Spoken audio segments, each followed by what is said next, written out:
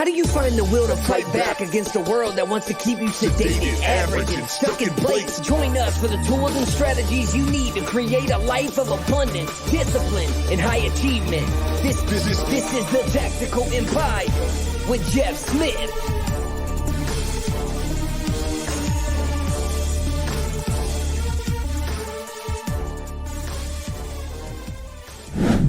Welcome to another episode of the Tactical Empire. I'm joined by Shawn Rider. How are you, sir? Been a while. What's happening? It's been a while since you and I have gotten on a podcast, maybe 2 weeks or so. So I'm good. I'm good, man. We're coming through end of summer.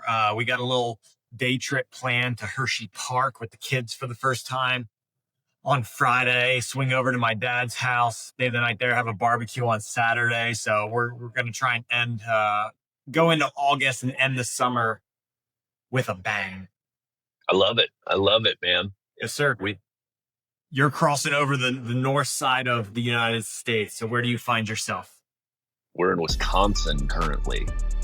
The cheese curds. Yes. We got birthdays all week. We've got my Rowan's birthday. She turns 11. Then it's my sister's birthday. Then it's Brim's birthday. 3 days in a row. So we got the whole family. We got the whole family converged on Wisconsin, and we're having a birthday extravaganza. So it's fun. Let's go. I love that, man. So let's bring up something that few different contexts, but basically the same principle. We have a guy that's coming into the 90-day accelerator soon. Just sold his business of 10 years. Not a multi-million-dollar business, but just small business. Sold it. Seller financing. So he's structured it in a way where he's going to have cash flow coming in consistently while he figures out. He's got an idea of the next thing. That's part of what we're maybe going to talk about today. We have another guy we got another guy who's a union worker, electrician in the inner circle. Just got a nice pay raise. Got a nice little benefit for gas money, and then you talk to other guys and they're pushing the envelope and they're coming into more money. One of the easy statements that we say to these guys is, hey, what is the job that new money is going to have? Hey, what is the plan with that new money?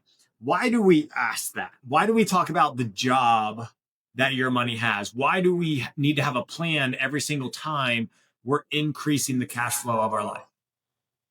Because Parkinson's law is real, and as is lifestyle creep. Lifestyle creep will steal more hopes and dreams and freedom from families than almost anything else, realistically. And so, I mean, we do a lot of rewiring of thought processes, and that's just another one that we want people thinking strategically along those lines of, let's sweep that money off and act like it never came in, and then create a dividend or some sort of return on investment with that money that then we can use a portion of that to spend on lifestyle.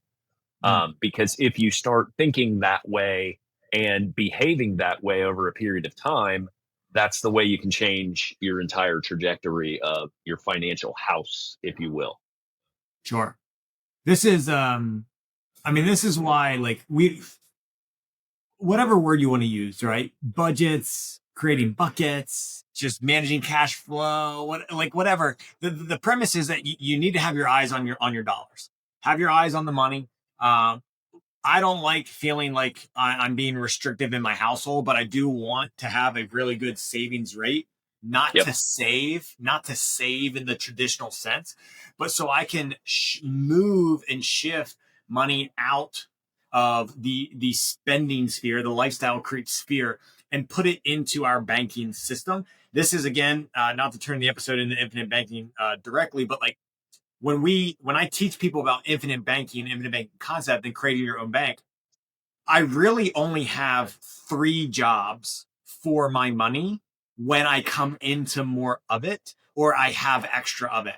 And it is 1, to pay any current premiums that are due to build my bank bigger, to increase my cash value. 2 if I come into more money, whether that's through a raise, a bonus at a W-2 job, growing the business, an extra distribution, selling a property. If I come in and my premiums are paid, the next step is, do I have outstanding loans against my policies? If I do, I pay those off. And then the next layer is, are my premiums paid? Are my loans paid? And is this money that is going to be consistently coming in the future? If the answer is yes to that, then I'm going to build my bank bigger. Now, that's not the only thing we do with money. The goal is to build that bank bigger than to go buy cash flowing assets, whether it be businesses, real estate, dividend paying stocks, whatever it may be. But if you just like, again, Parkinson's law, if you have space or time, you're going to fulfill it to the allotted amount that it is, if you don't put a governor on it. Okay. So let's say you get an extra $1,000 a month. If you don't have a job for it, that 1,000 will disappear. I promise you, it'll just poof, go away. It's the same thing with like business bank accounting, right?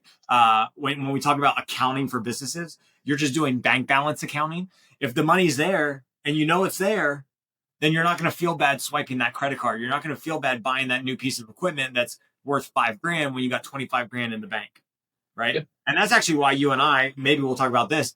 Why do you and I keep very little money in banks? What are some reasons and thoughts as to when someone comes in the group and they're like, dude, I got $75,000 in a bank savings account at Ally making 4%. Isn't that awesome?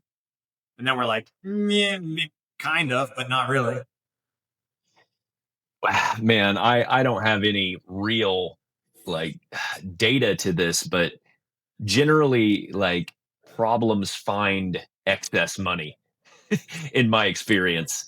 And whether it's a tax bill or a fucking $50,000 HVAC system at your commercial building or whatever it is, anytime I have a huge chunk of money sitting in a liquid bank account, problems tend to find me that are of the same size and scope as that bank account. You've been my mentor for like 7 years, a business partner for a few years now. I've never actually heard you say that phrase. That's hilarious. So say that for the people again. If there's money sitting in the bank account, a problem will find that money. Yes, a problem in like kind, size and scope generally. Okay. And because it is just my personal experience, and I see it happen to other people all the time too. I mean, you could even say, hey, like when you get a bonus at work, you turn around and get hit with a medical bill, or your kid breaks their arm, you get $5,000 bonus, and then they get a $4,500 medical bill. Like it just shit happens. That's the world. That's the way the universe returns some of those things. And yeah, it's important to make sure that your money is deployed and working for you. I think Grant Cardone, love him or hate him, one of the principles he teaches in one of his fucking million courses is the idea of trying to live off of 40% of your income. And I personally love that, because for me, it's important to have a really high savings rate. Like you mentioned, like I'm aggressively trying to figure out how to limit our income and increase our sweep, because that accelerates the return faster, right? So then if you can get these passive assets or your business assets or your real estate assets kicking off more and more money through delayed gratification, then once that money starts to tick up to where you've met your BAM and you've met your lifestyle, then the acceleration of that becomes exciting, because then you can adjust your lifestyle accordingly, right?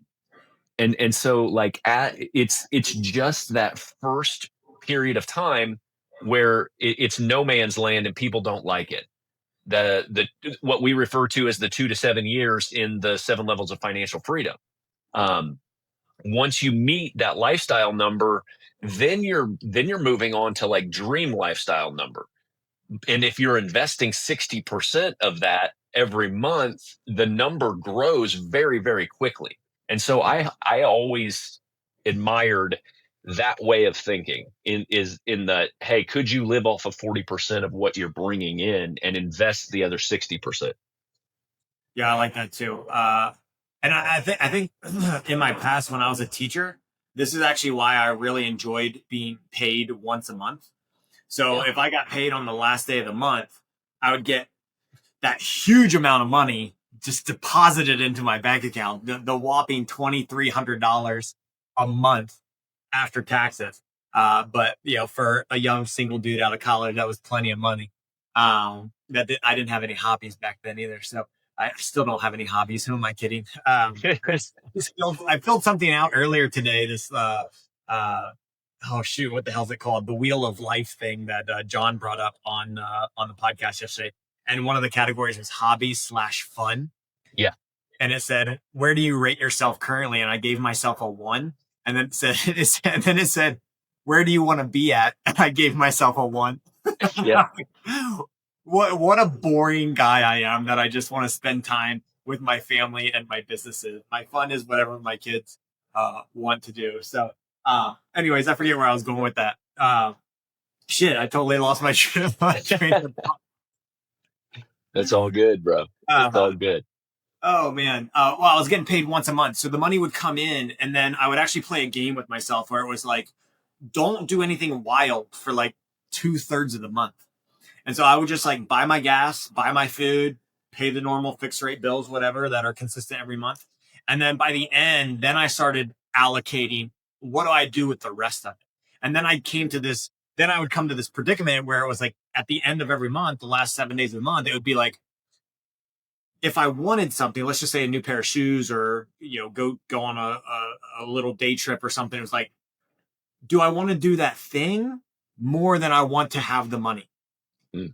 And then like, usually the answer was like, I'd rather have the money because I know that's going to build next month. Now I wasn't investing in assets. I didn't have that's when interest rates in bank accounts were 0.01. So I did not have a plan for that money. The only plan was to make the bank balance bigger. But the same premise holds here true. How much of the meat can we keep on the bone so we can feast more in a year? Now the dichotomy to that argument is like, we don't support the living on ramen noodles, scarcity minded lifestyle either. So if there's a type of lifestyle that you want right now, BAM is different. That's that's like the lowest of the low, first level to reach for buying cash flow assets. But like, if you want to have steak dinners, you allocate for that. You just have to build above whatever that level is.